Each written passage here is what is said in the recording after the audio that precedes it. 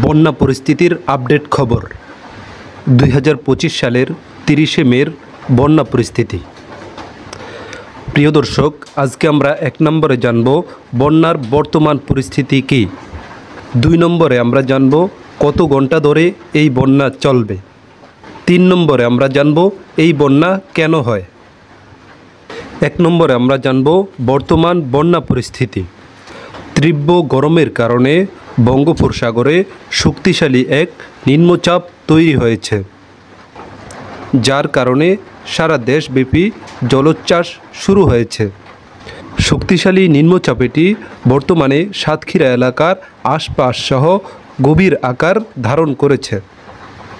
তাই আবহাওয়া অফিস চট্টগ্রাম, মংলা ও পায়রা বন্দরকে 3 নম্বর সতর্কবাণী দেখানোর কথা বলা হয়েছে। বিশেষভাবে বন্যা কবলিত এলাকা হলো বরিশাল, ভোলা, পটুয়াখালী, নোয়াখালী, কক্সবাজার, টেকনাফ। 2 নম্বর আমরা জানব কত ঘন্টা ধরে এই বন্যা চলতে পারে। বাংলাদেশের আবহাওয়া অফিস জানিয়েছে যে এই বন্যা প্রায় 72 ঘন্টা ধরে চলতে থাকবে। 3 নম্বরে আমরা জানব এই বন্যা কেন হয়। মহান আল্লাহ তাআলা কোরআনের মধ্যে বলেছেন, ওমা আসাবাতকুম মিন মুসিবাতিন ফাবিমা কাসাবাত আইদিন নাস, যে তোমাদের যত বিপদ আসে, যে মুসিবত আসে, এগুলো সবই তোমাদের হাতের কামাই।